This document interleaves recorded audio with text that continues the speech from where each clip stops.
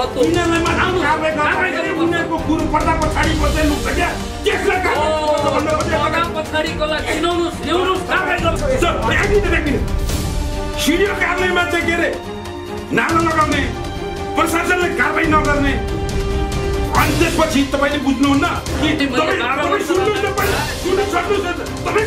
जिल्ला प्रशासनको गेटमा गएर चाहिँ बाहुन छेत्री शरणार्थी हो लखेट्नुपर्छ भन्दाखेरि प्रशासनले कारबाही गर्दैन भने शरणार्थी हुन्छ यो देशलाई बनाउने निर्माण गर्नको लागि खरब खाएको सरकार हो जनतालाई बाध्य भएर चाहिँ आत्महत्या गर्न लगाएको सरकार हो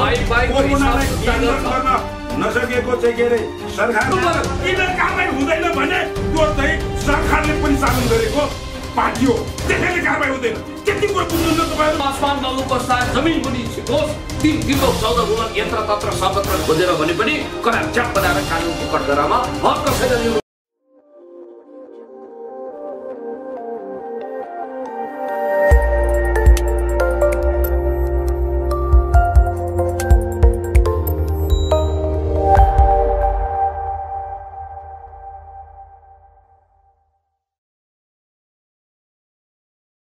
आदरणीय दर्शकबिन नमस्कार।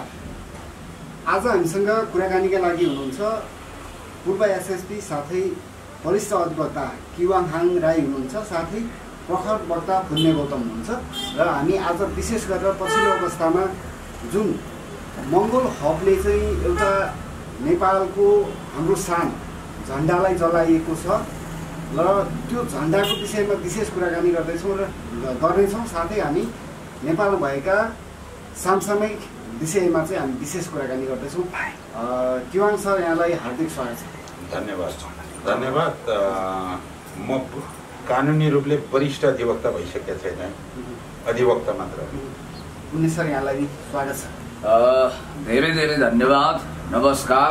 यो राष्ट्रिय झन्डा जलाएको विषयमा कन्सन्ट्रेट हौँ न होइन सर, यसको एउटा सानो प्रसङ्गमा मेटिहाल्यो। यसमा म प्रश्न पार्न खोजेको मङ्गोल अर्गनाइजेसनले भन्ने आदिवासी जनजाति भनेको ठग हुन्, जङ्गली हुन्, नोमेड हुन्, यिनीहरूलाई बाहुनसँगै लखेट्नुपर्छ भनेर एक मिनट एकातिर आदिवासी जनजातिलाई यसरी प्रहार गरिराखेको छ भने अर्कोतिर बाहुन क्षेत्रीय भनेको विदेशी शरणार्थी हुन्, लखेट्नुपर्छ भनेर यसबाट के हुन्छ भन्दा मेरो सिम्पली विश्लेषण बाहुन क्षेत्रीयहरू एक हुन्छन् अनि आदिवासी जनजाति विरुद्धमा गोलबन्द हुन्छ। अनि एक मिनट बोल्न दिनुहोस् न। गोलबन्द हुन्छन् र त्यहाँ साम्प्रदायिक झगडा हुन्छ। अब यसमा कसको इन्ट्रेस्ट छ? उहाँले पश्चिमाहरूको भन्नुहुन्छ, पश्चिमाको होइन। यहाँ एकल जाति एकल नस्लको राज्य सत्ता युगौँ युग रहनुपर्छ भन्ने समुदायको यसमा हात छ। हिजो दरबार थियो भने आज पनि एकल जाति एकल हालीमुहाली गर्न चाहने, अरूको पहिचान दिन नचाहने एक नम्बर प्रदेश किराँत प्रदेश हो, डिफेक्ट हो सभ्यताको आधारबाट, राजनीति इतिहासबाट, भूगोलबाट। तर त्यसो हो भने त्यो चाहिँ जाति हुने रे अनि कोशी प्रदेश राख्ने रे होइन, कोशी होइन। यस्तो सोच भएका मान्छेहरू, अर्थात् तपाईँले स्पष्ट भनिदिउँ 2018 सालको वैशाख 1 गते 35 वटा जिल्ला भएको नेपाललाई 14 अञ्चल 75 वटा जिल्लामा प्रशासनिक सुधार गर्ने मान्छे राजा महेन्द्र हौसको घोषणाबाट त्यो 14 अञ्चल बन्नुभन्दा अगाडि पूर्वका 3टा प्रदेश भनेको वल्लो किराँत, पल्लो किराँत, माझ किराँत हो। यी पल्लो किराँत, वल्लो किराँत, माझ किराँत मासेर मेची, कोशी, सगरमाथा, जनकपुर अञ्चल भएको छ भनेपछि यो राजनैतिक इतिहासलाई मेटेर एकल भाषीय एकल जातीय राज्य बनाउने काम राजा महेन्द्रले गरे है। त्यसैको कन्टिन्युटी अहिलेका वर्तमान प्रधानमन्त्री सम्माननीय केपी शर्मा ओलीजीले गर्दै हुनुहुन्छ, जसले गर्दाखेरि आज पहिचानको आधारमा प्रदेशहरूको नामाकरण नसकेका छैन। र अघि उहाँले भन्नुभयो विभिन्न थ्योरीहरू, राष्ट्र निर्माण, नेपालको राष्ट्र निर्माण पुरा भएको छैन। भौगोलिक एकीकरण भयो, भौगोलिक विस्तार भयो, तर भावनात्मक एकता भएको छैन। र त्यसमा राष्ट्र निर्माणको प्रक्रिया भनेको के हो भन्दाखेरि पहिचान दिनुपर्छ, प्रतिनिधित्व, राज्य सत्ताको हरेक तह तबकामा प्रतिनिधित्व हुनुपर्छ। राज्य स्रोतको समानुपातिक बाँडफाँड हुनुपर्छ। यी तीनटा कुरा भइसकेपछि भावनात्मक एकता, जनता बीचमा भावनात्मक एकता हुन्छ। सर यसपछि मेरो अलिकति भद्र असहमति छ है हजुरको कुरासँग, किनभने जसरी सम्माननीय प्रधानमन्त्रीज्यूले हजुरको कुरा मैले चट्ट काटेको होइन, बाइ द वे प्रसङ्ग आउँदा मेरो पनि हजुरले अलिकति ओभरल्याप गरिदिनु हो। यसमा के छ भने हामी देशभक्त समाजवादीहरू सबै जाति भाषा लिङ्ग वर्णको अधिकार स्थापित हुनुपर्छ भनेर हामीले सङ्घर्ष गरेको, हामीले त्यसैको लागि लडेको। हजुरको पनि कन्सर्न त्यही हो, सङ्घर्ष एकता रूपान्तर। सत्तामा पुगेपछि सत्ताधारीहरूले के गरे? तपाईँ सत्तामा पुग्नु भएको छैन होइन, म पनि सत्तारूढ घटक सधैँ प्रतिनिधित्व गर्छु। गिरिजाप्रसाद कोइरालाले के गरे?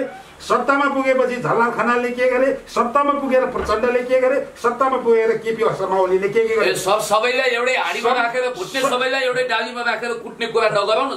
तपाईले डिफेन्स नलिनुहोस् न। होइन, डिफेन्स सबैको लागि यो लडाइँ गरे। 7 सालमा चाहिँ नेतृत्व गरेकै हो मातृका प्रसाद कोइरालाले, विशेश्वर प्रसाद कोइराला। एक मिनेट, तर मातृका त इन्डियन पेरोलमा थिए नि त। यो कुरा त हजुरलाई थाहा छ। सुन्नुहोस्, त्यो पेरोलको म जान्दिनँ, नेतृत्व त गरे हो नि। विशेश्वर प्रसाद कोइराला भने को? बाहुन होइन। मातृका प्रसाद कोइराला भने को? बाहुन होइन। कृष्ण प्रसाद नेपाली भनौँ न सर, यसरी उनीहरूले हिसाबले कुरा नगरौँ। उनीहरूले राणा शासन ढाल्दा नेपाली जनताको लागि गरे होइन, हो कि होइन? हरेक सङ्घर्ष जनताको लागि होइन, भन्नुहोस् न, हो कि होइन? हरेक सङ्घर्ष नेपाली जनताको लागि गरे होइन, हो कि होइन? त्यो म मान्छु। तर सत्तामा पुगेपछि के गरे? आफ्नै लागि मात्र गरे। 46 सालमा गिरिजाप्रसाद कोइराला, गणेशमान सिंह, कृष्ण प्रसाद भट्टराई लगायत वाम मोर्चा, साना प्रधान, झलनाथ खनाल आदि इत्यादिले सङ्घर्ष गरे होइन पञ्चायत विरुद्धमा, नेपाली जनताको पक्षमा। तर सत्तामा आइसकेपछि के गरे? 52-62 सालमा जनयुद्ध गर्यो प्रचण्डले, बाबुरामले। सत्तामा पुगेपछि के गर्यो? मैले भन्न खोजेको कुरा, सत्तामा पुगेपछि सम्पूर्ण नेपाली जनताहरूको पक्षमा नगर्ने, एकल हालिमुहाली गर्ने अनि जनतामाथि दोष थप्ने। सर गणतन्त्र आयो, समावेशी प्रजातन्त्र हो, दलित आदिवासी महिला जनजाति लेखिएको छ, व्यावहारिक रूपमा पनि भाषा छ, व्यावहारिक रूपमा पनि भाषा छ। अनि तपाईले देख्नुहुन्छ ए बाबा, तपाईले आदिवासी लोकसेवा समेत समावेशी भइरहेछ। लोकसेवाको विषयमा तपाईँले थाहा छ? 2076 साल जेठ 15 गतेको विज्ञापन हेर्नु भएको छ? त्यो विज्ञापन 9000 अधिकृतहरूको समावेशी आदिवासी जनजाति महिलालाई विशेष प्रायोरिटी दिएको छ। खाइदियो कसले? केपी शर्मा ओलीको निर्देशनमा उमेश मैनालले खाइदिएको छ। म तपाईँले भिडियो रेकर्ड पनि देखाइदिन्छु। म एउटा आग्रह हो यसमा, संविधानमा हामीले तथ्याङ्क हेरौँ। अहिले 33% महिला, जनजातिहरू, आदिवासीहरू, मधेसीहरू, दलितहरू, मुस्लिमहरूमा अधिकार छैन। सर किन छैन? हिजोभन्दा आज उपलब्धि भयो कि भएन? लोकतन्त्र आयो, गणतन्त्र आयो, संविधानमा पनि भएको छ। संविधानमा लेखिएको छ, त्यसको क्रेडिट सबै बाहुनलाई जान्छ। तर सत्तामा भएर नियुक्ति गरेको चाहिँ गलत छ। सत्यलाई पनि स्वीकार्नु पर्यो, गलतलाई पनि जतिको विद्वान मान्छेले बाहुन छेत्री आदि इत्यादि भन्नुभन्दा नेपाली हौँ हामी सबै। पहिला हामी Nepali, we are all Nepalese पिपलको भावनाले हेर्नु पर्यो। त्यो भन्नको लागि पहिचान दिनु पर्यो, प्रतिनिधित्व दिनु पर्यो, राज्य स्रोतको बाँडफाँड दिनु पर्यो, अनि भावनात्मक एक हिसाबले नस्लवादी जातिवादी भड्काममा लाने त्यो सुरुङभित्र त्यो ब्ल्याक होलमा हुल्ने भन्दा सबैलाई समावेशी प्रजातन्त्रको एउटा फोल्डमा ल्याउन के सेक्रिफाइस गर्नुपर्छ त्यसको लागि हामी तयार छौँ। यो जातिवादी कुर्सीबाट भएको छ, केपी ओली सरबाट सुरु भएको छ। यो बाहिर मङ्गलहरू देखायो त परिचालित मान्छे मात्र हुन्, होइन सर, त्यो गलत मिसइन्टरप्रिटेसन हो। किनभने कन्स्पिरेसी थ्योरीमा टेकेर देशी विदेशी प्रतिक्रियावादी षड्यन्त्रकारीहरूले युरो डलर भारतको चलखेल गरेर महान नक्सा जारी गर्ने, 374 वर्ग किलोमिटर भूगोलको नक्सा जारी गर्ने र त्यसपछि नागरिकता विधेयकमा राष्ट्रियतालाई मजबुत बनाउने रेसिप्रोकल हिसाबले उताबाट अब सिन्दुर ढल्काउँदै मङ्गलसूत्र टल्काउँदै आउन नागरिकता दिनुपर्छ भन्नेलाई बन्देज गर्ने नेपालको राष्ट्रिय स्वाभिमान जोगाउने यो देशभक्त समाजवादी सरकारको विषयमा म स्पष्ट छु। र अर्को कुरा सर, तपाईँलाई म हाइली एप्रिसिएट गर्छु, सम्मान गर्छु सरको डिग्निटीको लागि। सर र मेरो तर्कमा केही मत विभाजन हुन सक्छ, राय बजाउन सक्छु, तर पनि सर एउटा डिग्निफाइड पर्सन हो भनेर मैले एप्रिसिएट गर्छु। अघि मैले केआई सिंहको कुरा गर्दै थिएँ, सुन्नुहोस् है, केआई सिंहको त्यता नलाग्नु। तपाईले मैले बाहुन छेत्री शब्द प्रयोग गरेको मैले बाहुन छेत्रीलाई गाली गरिराखेको थिएन, तपाईले गलत बुझ्नुभयो। मैले के गरेँ भन्दाखेरि राणा शासन फाल्ने बाहुन छेत्री, पञ्चायत फाल्ने नेतामा भन्दैछु म, नेतृत्वमा बाहुन छेत्री, जनयुद्धको नेतृत्व बाहुन छेत्री संयोग हो त्यो हो। सुन्नुहोस् न, अनि बादल सुन्नुहोस् न, बादल पनि त सेकेन्ड इन कमान्ड, पहिले मलाई बोल्न दिनुहोस् न। त्यही त आदिवासी जनजातिको शक्ति र सहयोगमा सहकार्यमा परिवर्तन भएको छ। यो कुरा पनि नभुल्नुहोस् तपाईँ। नेतृत्व बाहुन छेत्री हुन् भनेको छु मैले, तर जब यत्रो उद्धार गर्ने, यत्रो जनताको, यत्रो नेपालको लागि काम गर्ने बाहुन छेत्री नेताहरूले सत्तामा पुगेपछि चाहिँ एकल नस्लीय काम गरेका छन् भन्ने कुरा हो मैले। र यो राजनीति भनेको, यो राजनीति हिजो दरबारबाट सञ्चालित थियो, अहिले बालुवाटारबाट सुरु हुन्छ, सञ्चालित छ र बेला बखतमा त्यो किचन क्याबिनेटहरूबाट पास हुन्छ। र हिजो अब तपाईँलाई भनिदिइहालौँ, आदिवासी जनजाति भनेको ठग हुन् भनिसकेपछि त्यसको अर्को च्याप्टरमा के आयो त भन्दाखेरि राजा फालिन लागेको थियो। त्यसपछि आजीवन राष्ट्रपति बनाऊ, राजालाई आजीवन राष्ट्रपति बनाऊ भनेर गोपाल गुरुङको अब क्याम्पेनिङ सुरु भयो मेची महाकाली। त्यसपछि राजा त फालिहाल्यो। त्यसपछि समावेशी नीति आएपछि समावेशी नीति आरक्षण कोटा खारेज गर, हामीलाई मालिक बना भनेर 64 सालको समावेशी नीतिको विरोधमा मङ्गोल अर्गनाइजेसन परिचालित हुन्छ। त्यसपछि 2067 मा आएपछि प्रदेशहरूको नाम खोला नालामा को नाममा हुनुपर्छ, पहिचानमा हुनुहुन्न भनेर भन्यो। त्यसपछिको 78 साल के भन्छ 68 सालदेखि चाहिँ बाहुन छेत्री शरणार्थी हुन्, लखेट्नुपर्छ भनेर पछिल्लो चिज हो त्यो। पहिले 47 देखि 47 सालदेखि 58 सालसम्म आर्य भर्सेस मङ्गोल भनेको थियो, मङ्गोल भर्सेस आर्यन। अनि 58-59 तिर आदिवासी जनजाति भने ठग भनेर भने र 67-68 मा आइसकेपछि बाहुन छेत्री विदेशी शरणार्थी हुन्, यिनीहरूलाई लखेट्नुपर्छ भनेर। र पछिल्लो चरणमा आएर आदिवासी जनजातिहरू चाहिँ बाहुन छेत्रीका दलाल हुन्, यिनीहरूलाई बाहुनसँगै लखेट्नुपर्छ भनेर दिनेश बान्तवा बिरलाल वालाहाङको भाषण मसँग सुरक्षित छ है। भने यी राजनीतिबाट त्यो मङ्गोल समुदायलाई पनि प्रत्यक्ष अप्रत्यक्ष फाइदै छैन। र बाहुन छेत्री लखेट्ने जुन राजनीति छ यसबाट जातीय दङ्ग भड्काएर, जातीय दमन गराएर एकल राज्य सत्ता चलाउनेहरूको कन्स्पिरेसी छ, उनीहरूबाट सञ्चालित राजनीति हो। मैले यति भन्न खोजेँ हो, मैले बाहुन छेत्रीलाई विरोध गरेको छैन, षड्यन्त्रकारी बाहुन छेत्रीको चाहिँ भण्डाफोर गर्नुपर्छ, जसलाई बाहुनवादी भनेर भन्ने गरिएको छ। मेरो भाषामा चाहिँ एकल जाति एकल नस्लीय षड्यन्त्रकारी भन्ने गर्छु म है। यसलाई यसरी प्रश्नसँग बुझिदिनुहोस् क्या। ठुलो स्वरले हकार्दैमा सत्यलाई छोप्न मिल्दैन नि होइन। म एप्रिसिएट गर्छु, राम्रो कुरामा एप्रिसिएट गर्छु। अब जो नक्सा निकाल्ने कुरा यो चाहिँ एउटा महान नेता केपी शर्मा ओली भन्ने क्रममा उहाँको भ्रष्टाचारको कारणले उहाँको कुर्सी धराशायी भइसकेपछि ठमेलमा रोकिनुपर्ने चाइनिजहरूलाई सिंहदरबारमा ल्याएर नाटक देखाइदिए। त्यतिले पुगेर फोन गरेर दिल्ली फोन गरेर सडक उद्घाटन गर्न लगाइदिए। त्यसपछि नेपाली जनता युनाइटेड भएर राष्ट्रिय एकतामा आए। त्यसपछि बाध्य भएर नक्सा ल्याउनु पर्यो हो, कुर्सी जोगाउनलाई नक्सा ल्यायो हो। ऊ महान नेता होइन। राजनीतिक अस्थिरताको चाहिँ एउटा परिणाम पनि हो यसो भने यो अहिलेको झन्झट जलाउने प्रकरण पनि। यो भनेको परिचालित राजनीतिको एउटा सानो नमुना हो।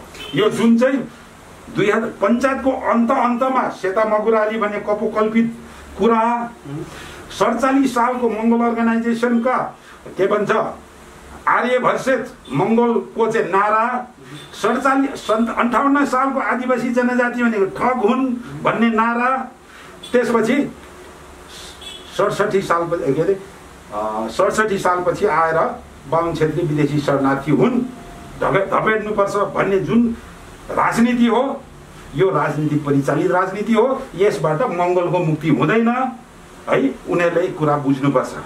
उनीहरूले जुन रूपले आदिवासी जनजातिको परिभाषा दिएका छन् उनीहरूले ऐन पढेका छैन, अरू पढ्न दिँदैन, त्यो पनि गलत प्रशिक्षण भइराखेको छ। अब मैले यहाँ बाहुन छेत्रीको नाम लिनु पर्यो, उदाहरण गर्नु पर्यो, यो चाहिँ गलत नसम्झिनुहोस् विद्वानहरूले। किन नेपाल बहुजातीय बहुभाषी बहुधार्मिक बहुसांस्कृतिक देश हो भनेर संविधानमा लेखिएको छ र नेपालमा विस्तृत शान्ति सम्झौताको प्रस्तावना र दफा 3.5 मा जातीय विभेद छ, यहाँ वर्गीय विभेद छ, क्षेत्रीय विभेद छ र त्यसलाई लिङ्गीय विभेद छ र त्यसलाई आमूल परिवर्तन गर्नलाई राज्यको अग्रगामी पुनर्संरचना गर्ने भन्ने हाम्रा लिखित डकुमेन्टहरू छन्। दुईटा संविधान 63 र 72 को संविधान र विस्तृत शान्ति सम्झौता, त्यहाँ बकाइदासँगले के लेखेको छ भन्दाखेरि जातीय वर्गीय असमानता छ, जातीय असमानता छ, क्षेत्रीय असमानता छ, लिङ्गीय असमानता छ भनेर यो जातीय असमानताको विषयमा प्रस्तुत हुँदाखेरि मङ्गोल पनि भन्नु पर्यो, आदिवासी पनि भन्नु पर्यो, बाहुन छेत्री पनि भन्नु पर्यो। त्यसले गर्दा म यहाँ बाहुन छेत्रीको विरोध गरिराखेको छैन, यो कुरा चाहिँ तपाईँले बुझ्नु होला र स्पेसली हाम्रो गौतम पुण्यजीले बुझ्नु होला। जुन जातीय सद्भाव चाहिँ भड्काउने खालको जुन खालको यो अहिले पछिल्लो अवस्थामा देखियो, यस्तो व्यक्तिलाई चाहिँ कस्तो खालको सजाय हुनुपर्छ एउटा अधिवक्ताको हिसाबले र एउटा अनुसन्धान अधिकारीको हिसाबले? त्यो त सुरुमै भनिसकेँ मैले, कानुनी रूपले यो वर्जित काम हो।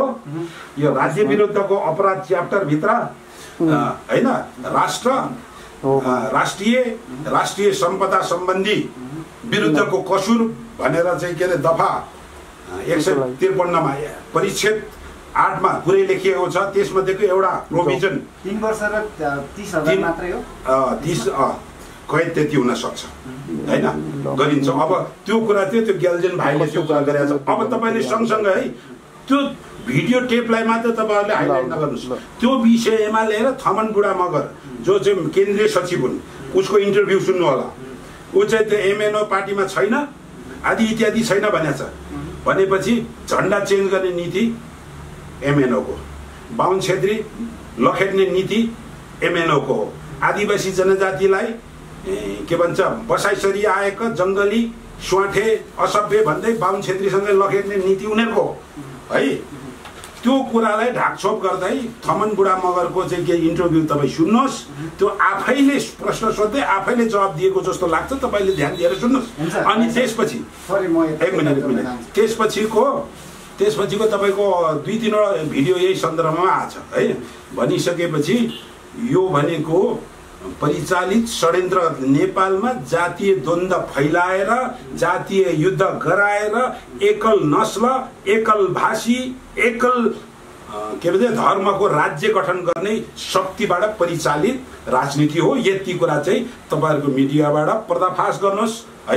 हुन्छ राष्ट्रपिता पुण्य सरसँग सोध्न चाहन्छु, जुन तपाईले जुन झन्झट जलाउने कुरा यो अहिले देशमा एउटा देशै तताएको छ, यसको पछाडिको राई सरले भनेको छ कि यसको इन्टेन्सन त्यही मात्र हो कि अरू पनि केही थप गर्न चाहनुहुन्छ? यसलाई अब कन्क्लुजनमा लगौँ।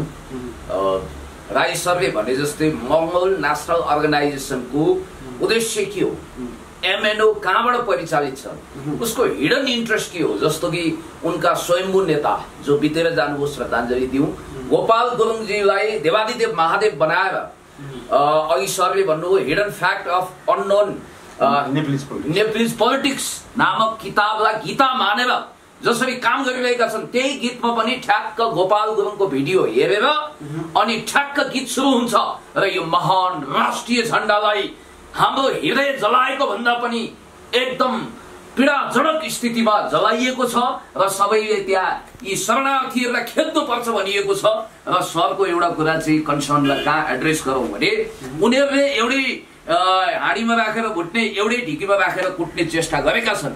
यो असभ्य पाखे आदि इत्यादि आदिवासी जनजाति जो वास्तविक मङ्गोलियन नस्लका हुन् तर भूमिपुत्र हुन्, यो देशका वास्तविक देशभक्तहरूलाई अपमानित गर्ने गरी उनीहरूलाई पनि खेद्नुपर्छ, गुटुटु फिलिली खेद्नुपर्छ भनेर जुन खालको चिन्तन घातक चिन्तन लिएका छन् त्यसलाई हामी एक्सट्रिमली कन्डेम गर्छौँ। र त्यो भाइलाई प्रचलित नियम कानुन अनुसार ग्याल्जेन गर्ने तामा सुन्नुहोस्। त्यो त पुलिसलाई गएर सुन्नुहोस् न, पुलिसको ड्युटी हो, उसले समाइहाल्ला। काहीँ आकाश पाताल सुन्नुहोस्, चाहे सातौं आसमानमाथि उको चाहे जमिन एकछिन हजुरले लामो भूमिका बाँध्नु हो म आफ्नो कुरा टुङ्ग्यौँ अनि हजुरले राख्नु होला छोटोमा चाहे सातौं आसमानमा उको चाहे जमिन मुनि छिपोस् 3 त्रिलोक 14 भुवन यत्र तत्र सर्वत्र खोजेर भने पनि करार च्याप बनाएर कानुनको कठघरामा हर कसैले ल्याउनुपर्छ। त्यो कुनै आदिवासी जनजाति आदि इत्यादि बाहुन क्षेत्रीको कुरा गर्यो भनेर होइन, झण्डा जलाएको कुरो खतरनाक हो। जहाँसम्म मलाई लाग्छ अब मैले अघि भन्न खोजेको कुरा ठ्याक्कै टुङ्ग्याइदिन्छु। त्यो जातीय सुप्रिमेसी कस्तो हुँदो रहेछ भने म त उच्च नस्लको मान्छे हो भनेर केआई सिंहले त्यो सूरजबहादुरको अपवित्र हातले दिएको सूर्यबहादुरको हातले दिएको त्यो मैल कटकटिएको नोट हिँड्न भनेर पठाउन खोज्यो। अब नोटको त लोभी थियो, जाने बेलामा यता मेरो हातले चाहिँ त्यो पैसा लिँदैन, अपवित्र पैसा। अब दिन ल्याएको दान पनि फिर्ता लैजाने, तिमीहरू जस्ता अदमहरू त्यो पैसा सिरानीभित्र राख्देऊ भनेर भनेछन् के। यसरी पैसाका लोभीहरूले त्यस्ता शर्तिकला गर्छन्। र अब अन्तिममा म के कुरा भन्न चाहन्छु भने आदिवासी जनजाति दलित मुस्लिम महिला सबै खाले मङ्गोलियन वास्तविक भूमिपुत्रहरूलाई यो राज्यमा समावेशी प्रजातन्त्र अन्तर्गत उच्च स्थान दिनको निम्ति आफ्नो हक भोगहरू पनि छोड्न तयार भएको, लोकतन्त्रको लागि जेल बसेको सङ्घर्ष गरेको यो देशभक्त समाजवादी सरकार र यस्ता विखण्डनकारी अराजक डलर युरो भारूपा आफ्नो हातमा बेचिसकेका यस्ता घटिया घटिया मान्छेहरूलाई परिचालित गर्ने पञ्चायतकालीन जुन खालको कन्स्पिरेसी थ्योरी छ त्योसँग हाम्रो गोरु बेचेको साइलो पनि छैन। सम्माननीय प्रधानमन्त्रीज्यू, देशभक्त समाजवादी नेपाल कम्युनिस्ट पार्टीले अहिले पनि म तपाईलाई भन्छु काम गर्दै जाँदा कमी कमजोरी भयो होला, zero tolerance against crime and corruption भ्रष्टाचार र अपराध विरुद्ध शून्य सहनशीलताको नीतिलाई अगाडि बढाउनु पर्छ भनेर देशभक्त समाजवादी नेकपाले एउटा संकल्प लिएको छ। मित्र राष्ट्र चीनसँग एक खालको सम्बन्ध राख्दाखेरि संसारभरि हाम्रा मित्र राष्ट्रहरूसँग पनि सम्बन्ध राख्नुपर्छ। इक्वी प्रक्सिमिटीको आधारमा हाम्रो फरेन पोलिसी तय गर्नुपर्छ। हामी असंलग्न परराष्ट्र नीति नन एलाइनमेन्ट मोमेन्टलाई पनि आत्मसात गर्छौँ। हामी युनाइटेड नेसनका बहुत पुराना देश हौँ। त्यसकारण यो महान नेपालको झण्डा नक्सा विरुद्ध द्रोह गर्ने हर कोही कुलङ्गार, हर कोही घातक मान्छेहरू, हर कोही त्यस्तो खालको नेपाल विरुद्ध जाइ लागेका घातक तत्त्वहरूलाई कानुनी कठघरामा ल्याएर कडाभन्दा कडा सजाय दिनुको कुनै विकल्प छैन। यसमा मेरो समर्थन, यसमा उहाँको भनाइमा मेरो समर्थन छ। के समर्थन छ भने कानुनी कठघरामा उभाउने त्यो ग्याल्जेन लगायतका ती टोलीहरू परिचालित मात्र हो। यिनीहरूको पर्दा पछाडिका नेताहरूलाई पनि कठघरामा ल्याउनुपर्छ। यसमा मैले थपिदिएँ। अर्को कुरा देशभक्त सरकार भनेर भन्नुभयो, भनाइमा देशभक्त सरकार, गराइमा चाहिँ त्यस्तो छैन है। त्यो पनि भन्दै तपाईँले अघिको प्रश्न भन्दै हुनुहुन्थ्यो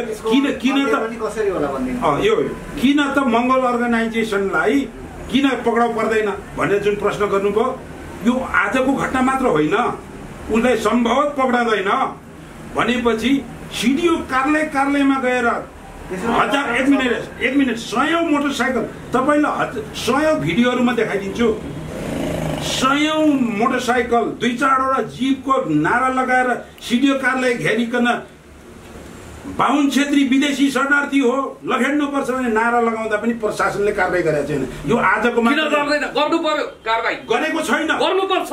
त्यस्ता अपराधीहरूलाई कराप गर्नु किन गरेको छैन भन्ने प्रश्न। किनभने जाति जनजातिको बीचमा कन्फ्लिक्ट ल्याउने, तिनीहरू भनेको नेपालको राष्ट्रिय एकताको धरोहरलाई तोड्न उद्धत भएका तत्त्व, तिनीहरूलाई मात्र कारबाही गर्नुपर्छ। उनीहरूको गुरु पर्दा पछाडिको चाहिँ लुक्छ क्या, त्यसलाई कारबाही गर्नुपर्छ भन्न खोजेको। पर्दा पछाडिकोलाई चिनाउनुस्, ल्याउनुस्, कारबाही गर्नु। हो, कारबाही गर्नु छ। त्यो पर्दा पछाडिकोलाई कारबाही गर्नु पर्यो। किन सरकारी मात्र मैले भने खोजेको यो कुरा सुन्नुहोस् न अलिकति। सुन्छु, भन्नुहोस् हजुरले। भनेपछि जिल्ला प्रशासनको गेटमा गएर चाहिँ के बाहुन क्षेत्री शरणार्थी हो लखेड्नुपर्छ भन्दाखेरि प्रशासनले कारबाही गर्दैन भने कसरी शरणार्थी हुन्छ? यो देशमा बनाउने निर्माण गर्नको लागि कस्तो तपाईँ त कमसेकम सरलाई पनि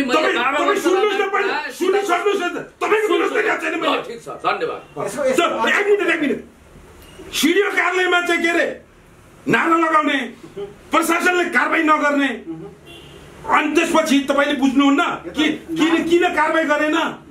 संविधानमा स्वतन्त्रताको हकमा, राज्य विरुद्धको अपराधमा, जात जातिप्रति द्वेष घृणा फैलाउन पाइँदैन, कानुनी वर्जित छ। जुलुस र्याली दिएर बाहुन छेत्री शरणार्थी हो भनेर नारा लगाउँदा किन कारबाही हुँदैन? किन कारबाही हुँदैन भने त्यो चाहिँ सरकारले परिचालन गरेको पार्टी हो, त्यसैले कारबाही हुँदैन। त्यति कुरा बुझ्नुहुन्न तपाईँहरू? त्यो अब मात्र कारबाही गर्दाखेरि पर्दा पछाडिका षड्यन्त्रकारीहरू उम्किन्छन्। त्यो पर्दा पछाडिका षड्यन्त्रकारीले पनि घोक्रे ठ्याक ल्याएर जाति भेदभाव विरुद्ध उग्र साम्प्रदायिक राजनीति बन्द गर्नुपर्छ। मेरो कन्क्लुजन यो हो। सर, कोरोनाको नियम पालन गरौँ, अलि डिस्टेन्स कायम गरौँ। तपाईँले त मार्नै लाग्नुभयो। होइन सरको बिपी हाई होइन, यस्तो हो। एउटा कुरा के भने सरकारले यस खालका अदम्महरू, यस खालका पापिष्ट तत्त्वहरूलाई संरक्षण दिने कुरो सपनामा पनि सोच्दैन। पर्दा पछाडि चाहिँ देशी विदेशी प्रतिक्रियावादी षड्यन्त्रकारी छन् तर सरकार भनेको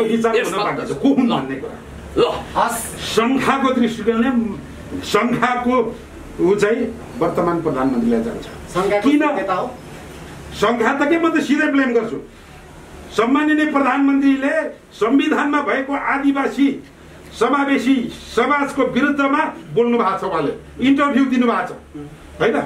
जता पनि जातिले आउने समावेशीहरूले भने समावेशीको विरोध गर्दा आएर एक मिनट प्रधानमन्त्री हुनुहुन्छ त उहाँ त बोल्न त पाइयो नि सर।